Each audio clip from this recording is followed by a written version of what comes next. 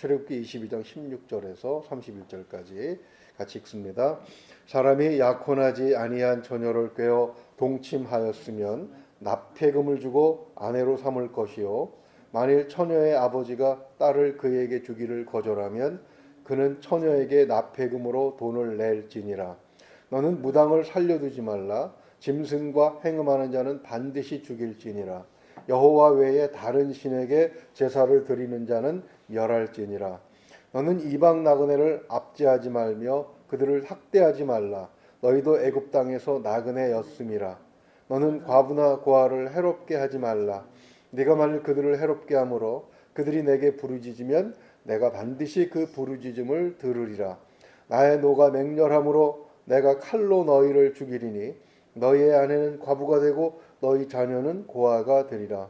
네가 만일 너와 함께한 내 백성 중에서 가난한 자에게 돈을 꾸어주면 너는 그에게 채권자 같이 하지 말며 이자를 받지 말 것이며 네가 만일 이웃의 옷을 전당 잡거든 해가 지기 전에 그에게 돌려보내라.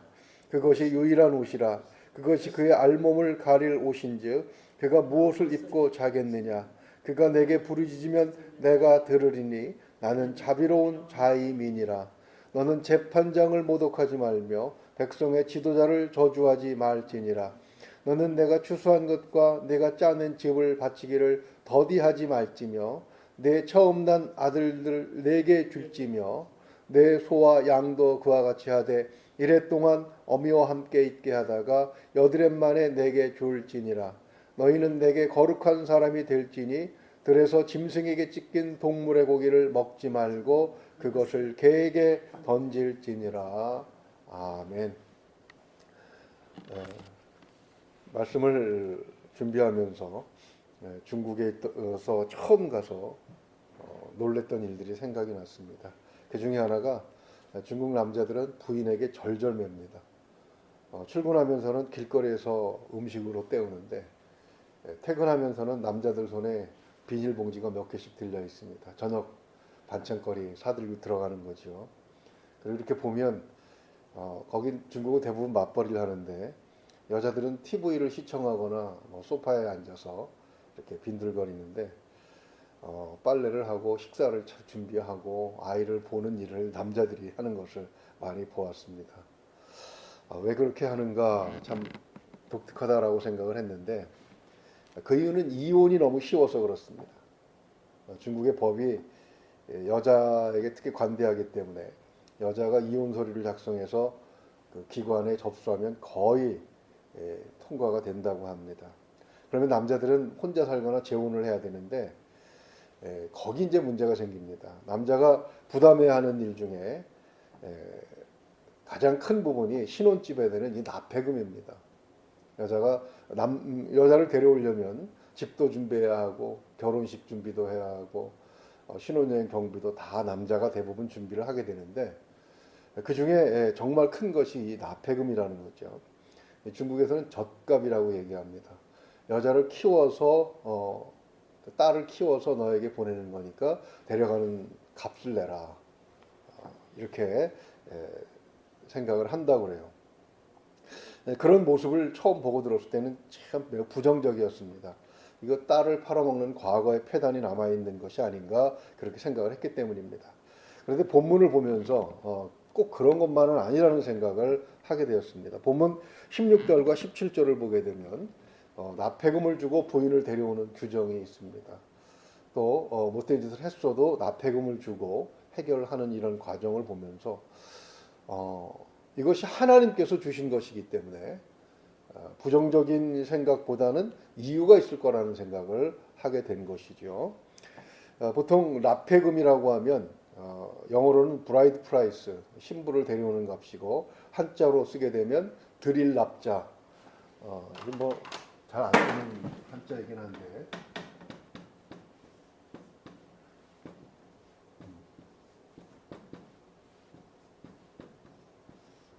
드릴 납자의 화폐 패자. 그러니까 돈을 주고 들여온다라는 뜻이죠. 돈을 주고 신부를 데려온다라는 그런 뜻이 되는데 여기 어떤 하나님의 뜻이 있다는 것인가? 이런 질문을 가지고 한번 보려고 합니다. 결론을 먼저 말씀드리면 오늘 읽은 본문들은 약자를 보호하라는 하나님의 배려가 있는 그런 의미들을 포함하고 있습니다. 본문이 포함하고 있는 규정들을 하나하나 보게 되면 성격이 전혀 다른 내용들로 구성되어 있어요. 이것을 하나의 카테고리로 묶어서 설명하기는 쉽지는 않습니다. 그래서 신학자들의 책을 보게 되면 이 도덕법 이렇게 해서 하나로 뭉뚱그려 놓는 그런 경우도 보았습니다. 그렇지만 이 부분은 그 전체가 내포하고 있는 정신이 무엇인가, 결론을 먼저 말씀드렸습니다만 거기에 초점을 맞추면 이렇게 하나님의 자비하심이라고 하는 공통된 주제 안에 묶을 수가 있는 것입니다. 첫째로 납폐금은 여자 아이를 보호하기 위한 것이라고 볼 수가 있습니다. 세상에 막을 수 없는 것이 남녀간의 이끌림이 아닌가 생각이 됩니다. 전쟁터에서도 사랑의 불꽃은 타오르고 굶주림과 코로나19 같은 전염병이 도는 가운데서도 어김없이 아이가 잉태되고 또 태어나기 때문입니다. 오늘 본문을 16절을 보게 되면 사람이 약혼하지 아니한 처녀를 꿰어 동침한 것은 21장 16절에서 언급하고 있는 납치라는 행위와는 구분을 해야 됩니다.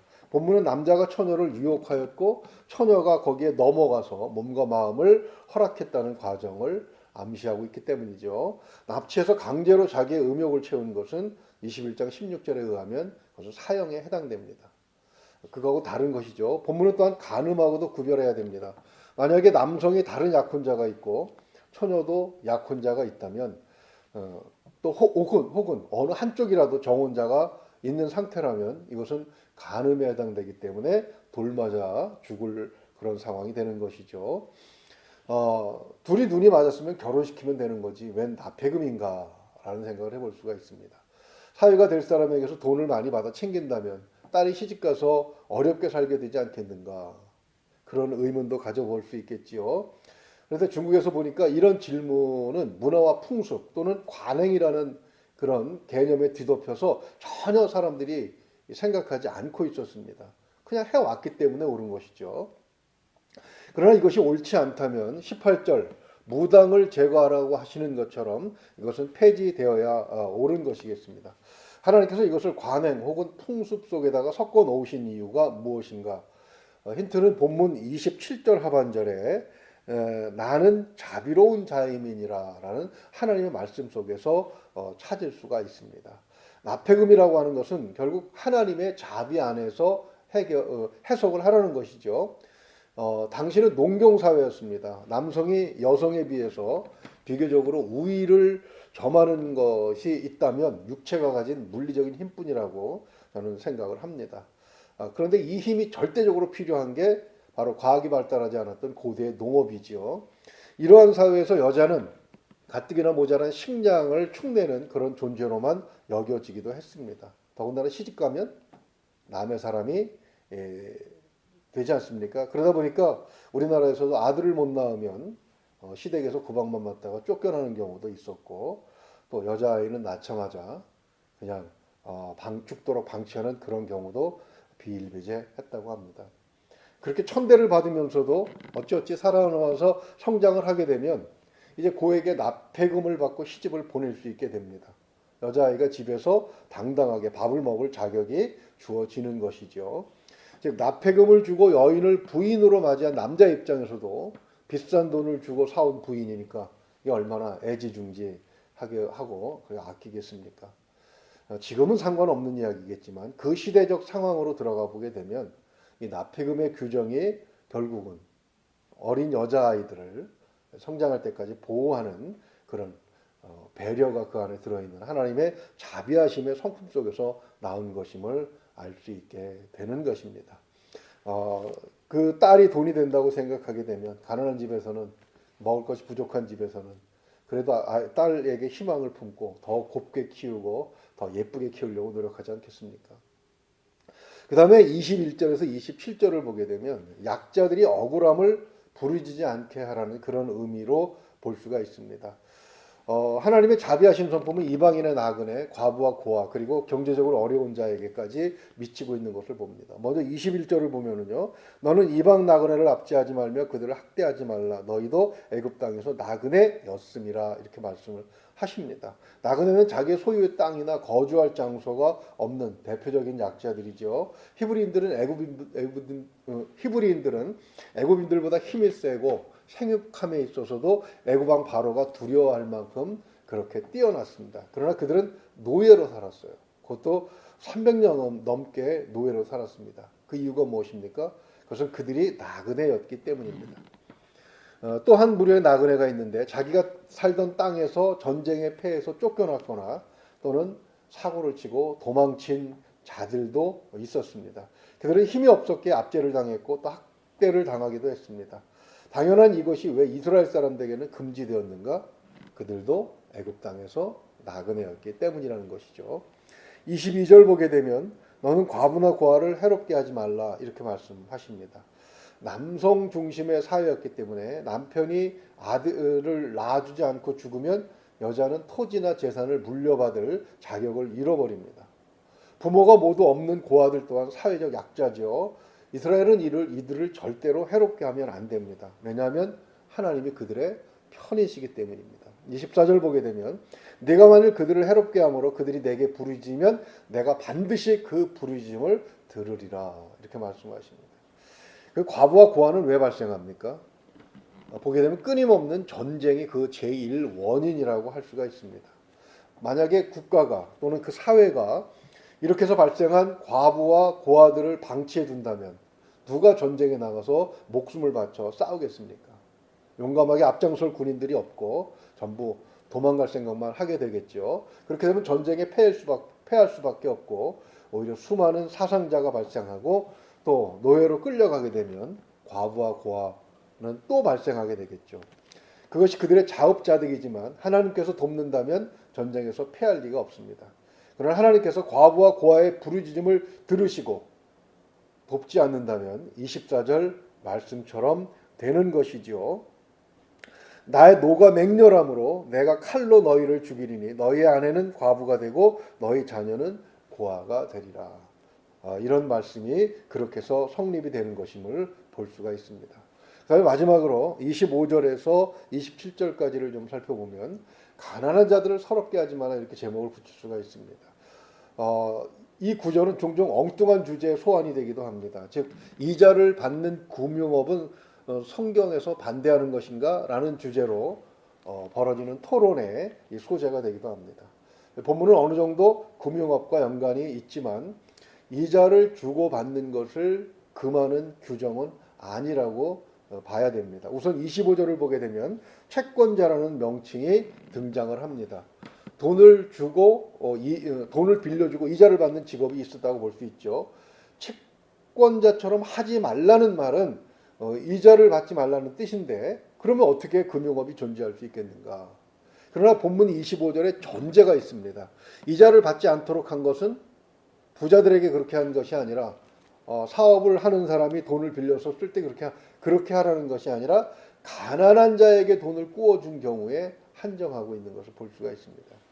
26절과 27절도 보게 되면 옷을 전당 잡힌 자가 그 옷이 유일한 그의 재산임을 이렇게 명시하고 있습니다. 그만큼 가난한 자라는 것이죠. 보면 고대에는 27절을 보게 되면 이불을 또한 대신 이불로 사용하기도 했습니다. 낮에 태양이 뜨거울 때야 벌거벗고 속옷만 입고 지낸다고 해도 별 문제가 없지만 해가 지면 이야기가 달라집니다. 지금처럼 이불이 그렇게 보들보들해서 옷을 다 벗고 속옷만 입고 자도 되는 그런 때가 아니기 때문이죠. 전당 잡힌 옷을 찾을 돈을 마련하지 못하면 어떻게 되겠습니까? 해가 진 뒤에 추워지는 날씨에 벌벌 떨면서 잠이 오겠습니까? 얼마나 서러울까 한번 생각을 해봅니다.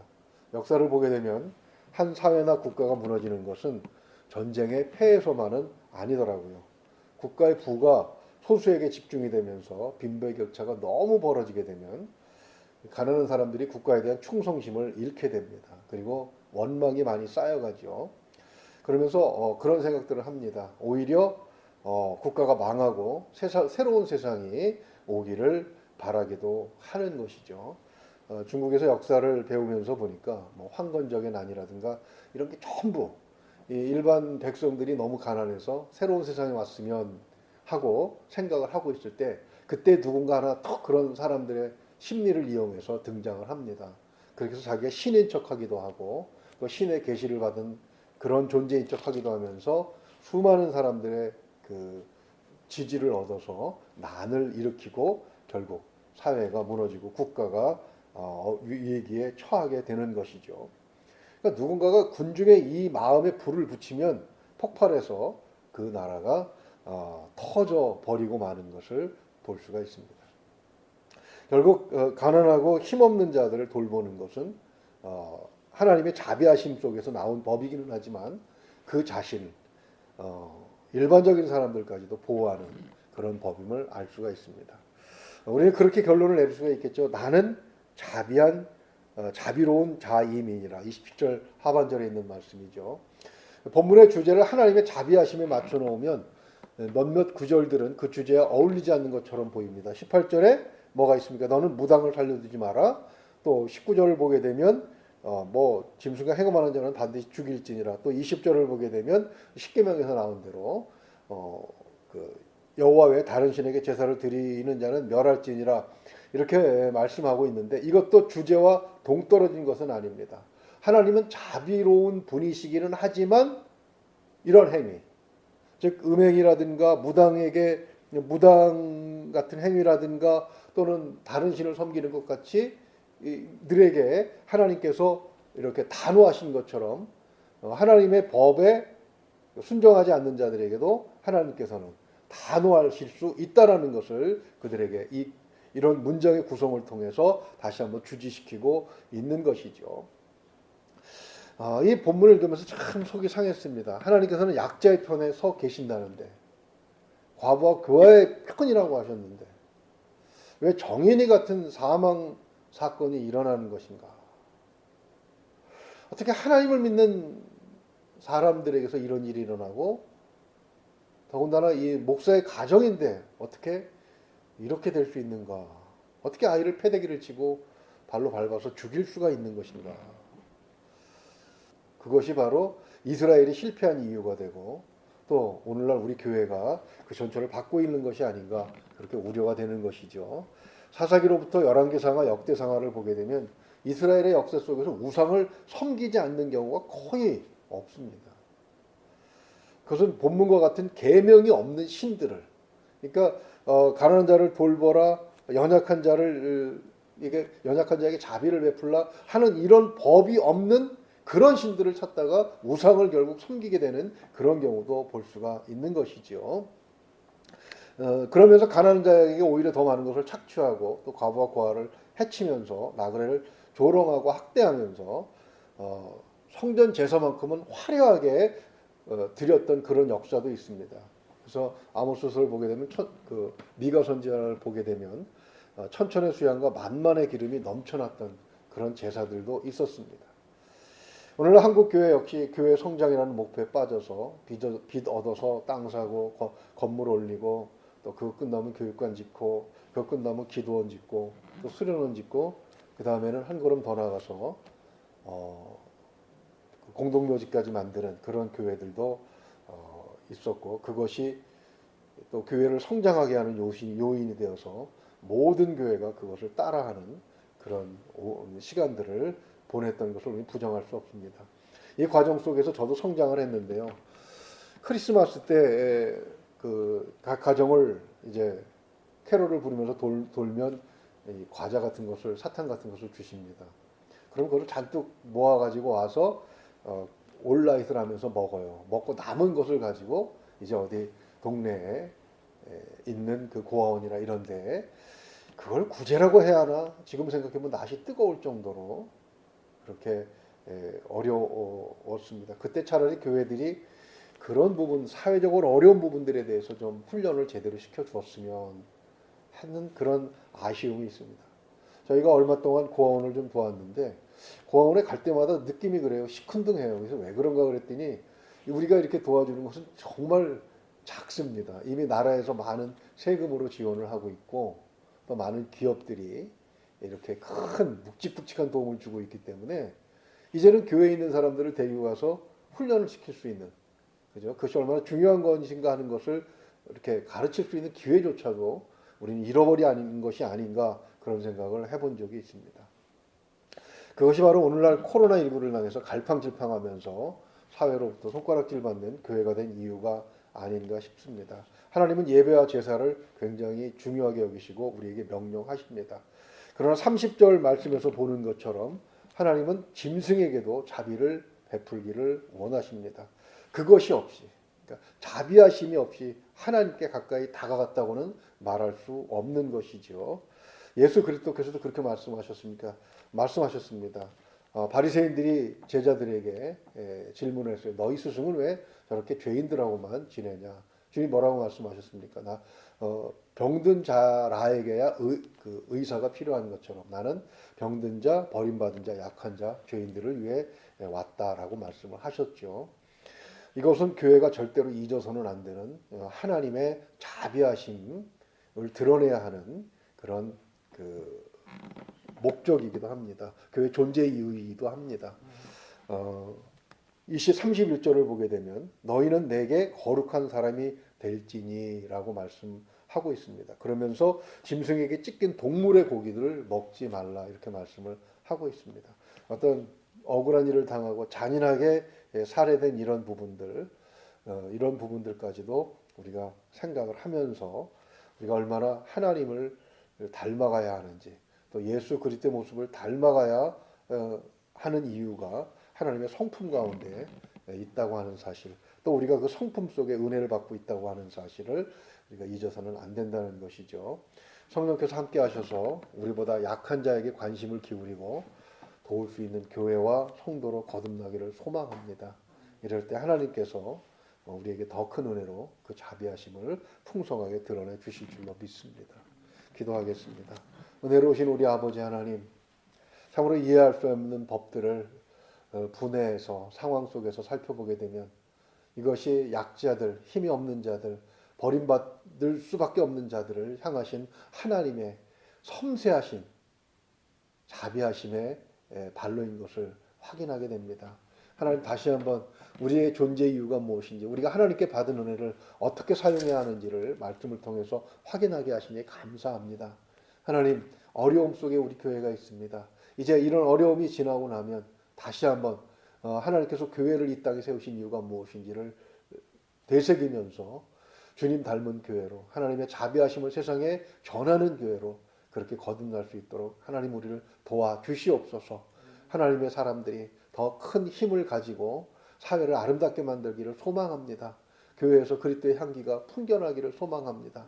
하나님, 지금까지 잘못된 모든 것들을 용서하여 주시옵소서. 다시 한번 우리가 기회를 갖기를 소망합니다. 하나님의 사람들에게 다시 한번 기회와 힘과 능력과 하나님의 자비하심을 담고자 하는 그런 의지를 허락하여 주시옵소서. 간절히 소망하오며 우리 주 예수 그리스도 이름으로 기도하옵나이다. 아멘.